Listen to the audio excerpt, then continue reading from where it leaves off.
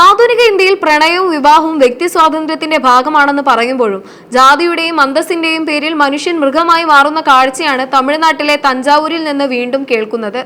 5 മാസത്തെ ഇടവേളയിൽ ഒരേ കുടുംബവുമായി ബന്ധപ്പെട്ട് നടന്ന 2 കൊലപാതകങ്ങൾ വെറും ഒരു ക്രിമിനൽ കേസല്ല, മറിച്ച് നിലനിൽക്കുന്ന സാമൂഹ്യ വ്യവസ്ഥിതിയുടെയും പ്രതികാര ബുദ്ധിയുടെയും ഭീകരമായ മുഖമാണ്. തഞ്ചാവൂർ ആലങ്കുടിയിലെ ആദ്യ ദ്രാവിഡർ വെൽഫെയർ പ്രൈമറി സ്കൂളിലെ താൽക്കാലിക അധ്യാപികയായിരുന്നു കാവ്യ. വിദ്യാഭ്യാസത്തിലൂടെയും ജോലിയിലൂടെയും തന്റെ കുടുംബത്തെ ഉയർത്താൻ ആഗ്രഹിച്ച യുവതി. എന്നാൽ കാവ്യയുടെ ജീവിതത്തിലേക്ക് അജിത് കുമാർ എന്ന പെയിന്റിംഗ് തൊഴിലാളി കടന്നു വരുന്നതോടെയാണ് ശുഭകരമായ ആ ജീവിതത്തിന് കരിനിഴൽ വീഴുന്നത്. ഇരുവരും പ്രണയത്തിലായിരുന്നു എന്ന് പറയപ്പെടുന്നുണ്ടെങ്കിലും കാവ്യയുടെ പിതാവ് പുണ്യമൂർത്തിക്ക് ഈ ബന്ധം അംഗീകരിക്കാൻ കഴിയില്ലായിരുന്നു. ഇതിന് പിന്നിൽ സാമൂഹികവും സാമ്പത്തികവുമായ നിരവധി കാരണങ്ങൾ ഉണ്ടായിരുന്നുവെന്ന് നാട്ടുകാർ പറയുന്നു.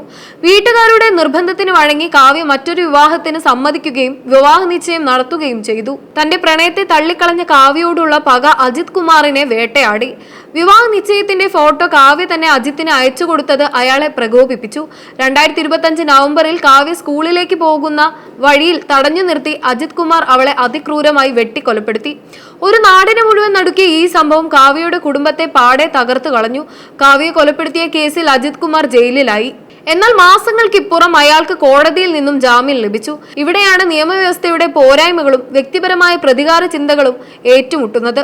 തന്റെ മകളുടെ ജീവനെടുത്തവൻ പുറത്തിറങ്ങി നടക്കുന്നത് കാണാൻ അവളുടെ അച്ഛനായ പുണ്യമൂർത്തിക്ക് സാധിക്കുമായിരുന്നില്ല. മകൾ വിട്ടുപോയതോടെ ആ വീട് ശവപ്പറമ്പായി മാറി. അജിത് പുറത്തിറങ്ങുന്നത് കണ്ടപ്പോൾ പുണ്യമൂർത്തിയുടെ ഉള്ളിൽ പക ആളിക്കത്തിയെന്ന് അയൽവാസി പറയുന്നു. അജിത് കുമാർ ജാമ്യത്തിലിറങ്ങിയ അന്നു മുതൽ പുണ്യമൂർത്തി തന്റെ പ്രതികാരത്തിനായി പദ്ധതികൾ തയ്യാറാക്കി തുടങ്ങിയിരുന്നു. വെറും ഒരു കൊലപാതകമല്ല, മറിച്ച് തന്റെ മകൾക്ക് ലഭിച്ച അതേ വേദന അജിത്തിനും ലഭിക്കണമെന്ന ക്രൂരമായ തീരുമാനത്തിലായിരുന്നു ആ പിതാവ്. ശനിയാഴ്ച രാവിലെ അജിത് കുമാർ ജാമ്യത്തിലിറങ്ങി 1 മാസം തികയുന്നതിന് മുൻപേ പുണ്യമൂർത്തിയും സംഘവും നീക്കങ്ങൾ ആരംഭിച്ചു.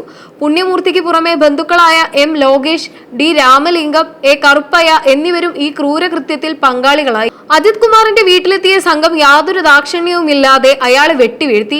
കൃത്യം നടത്തിയ ശേഷം ചോര പുരണ്ട ആയുധങ്ങളുമായി നേരെ സ്റ്റേഷനിലെത്തി കീഴടങ്ങിയ പ്രതികൾ നിയമത്തെക്കാൾ തങ്ങൾ വിശ്വസിക്കുന്നത് കണ്ണിന് കണ്ണ് എന്ന പ്രാകൃത നീതിയിലാണെന്ന് തെളിയിച്ചു. നിയമപരമായ സുരക്ഷയുടെയും മുൻകരുതലിന്റെയും കാര്യത്തിൽ വലിയൊരു പരാജയം ഇവിടെ പ്രകടമാണ്. ഒരു കൊലപാതക കേസിലെ പ്രതി ജാമ്യത്തിൽ ഇറങ്ങുമ്പോൾ ഇരയുടെ കുടുംബത്തിനുണ്ടാകുന്ന മാനസികാഘാതവും അതിൽ നിന്നുണ്ടാകാൻ സാധ്യതയുള്ള പ്രതികാര നടപടികളും മുൻകൂട്ടി കാണാൻ പോലീസിന് കഴിയാതെ പോകുന്നു. പ്രതിക്ക് സുരക്ഷ നൽകുന്നതിലുപരി ഇരയുടെ കുടുംബത്തിന്റെ വൈകാരിക അവസ്ഥയും അവർ നിയമം കയ്യിലെടുക്കാനുള്ള സാധ്യതയും ഇന്റലിജൻസ് സംവിധാനങ്ങൾ തിരിച്ചറിയേണ്ടതുണ്ട്. തമിഴ്നാട് പോലുള്ള സംസ്ഥാനങ്ങളിൽ പ്രണയപ്പകയും ജാതിസ്പർദ്ധയും മൂലമുള്ള കൊലപാതകങ്ങൾ വർദ്ധിച്ചു വരുന്നത് സാമൂഹികമായ വലിയൊരു അപജയമാണ് സൂചിപ്പിക്കുന്നത്. വിദ്യാഭ്യാസമുള്ള യുവതികൾ പോലും ഇത്തരം ക്രൂരതകൾക്ക് ഇരയാകുന്നത് ആധുനികതയിലേക്കും ലിംഗസമത്വത്തിലേക്കും സമൂഹം ഇനിയും എത്രത്തോളം ദൂരം സഞ്ചരിക്കാനുണ്ടെന്ന ഓർമ്മപ്പെടുത്തലാണ്. വ്യക്തി സ്വാതന്ത്ര്യത്തിന് മുകളിൽ ജാതിയുടെയും കുടുംബ മഹിമയുടെയും പേരിൽ പുരുഷാധിപത്യ ചിന്താഗതികൾ അടിച്ചേൽപ്പിക്കപ്പെടുന്നതാണ് ഇത്തരം ആക്രമണങ്ങൾക്ക് പ്രധാന കാരണം.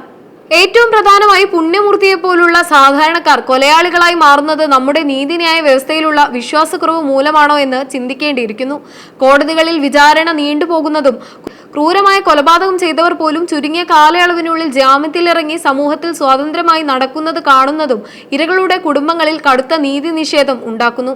ഈ സാഹചര്യത്തിലാണ് നിയമം കയ്യിലെടുത്ത് കണ്ണിന് കണ്ണ് എന്ന പ്രാകൃത നീതി നടപ്പിലാക്കാൻ സാധാരണക്കാർ പ്രേരിപ്പിക്കപ്പെടുന്നത്. നീതി ലഭിക്കാൻ വൈകുന്നത് നീതി നിഷേധിക്കപ്പെടുന്നതിന് തുല്യമാണെന്ന ബോധ്യം ജനങ്ങളിൽ ഉറച്ചു പോകുന്നത് ജനാധിപത്യ സംവിധാനത്തിന് തന്നെ വലിയ ഭീഷണിയാണ്. മകൾ കൊല്ലപ്പെടുന്നത് കാണേണ്ടി വന്ന ഒരു പിതാവിന്റെ മാനസികാവസ്ഥ പലപ്പോഴും യുക്തിക്ക് അപ്പുറത്താണ്. കാവ്യയുടെ കൊലപാതകം പുണ്യമൂർത്തിയുടെ ചിന്താശേഷി തകർത്തിട്ടുണ്ടാവാം. 4 പേരെയും കൂട്ടി ഒരു ആസൂത്രിത കൊലപാതകം നടത്തിയത് വ്യക്തമാക്കുന്നത് മാസങ്ങളോളം നീണ്ട ആസൂത്രണം ഇതിന് പിന്നിലുണ്ടെന്നാണ്. തഞ്ചാവൂരിലെ ഈ സംഭവം 2 കുടുംബങ്ങളെയാണ് ഇല്ലാതാക്കിയത്. കാവ്യ എന്ന അധ്യാപികയുടെ സ്വപ്നങ്ങളും അജിത് കുമാർ എന്ന യുവാവിന്റെ ജീവിതവും അവസാനിച്ചു. ഒപ്പം പുണ്യമൂർത്തി ഉൾപ്പെടെയുള്ളവർ ഇനി ബാക്കിയുള്ള കാലം ജയിലഴികൾക്കുള്ളിലായിരിക്കും. നിയമം കയ്യിലെടുക്കുന്ന പ്രവണത വർദ്ധിച്ചു വരുന്നത് ജനാധിപത്യ സമൂഹത്തിന് വലിയ ഭീഷണിയാണ്.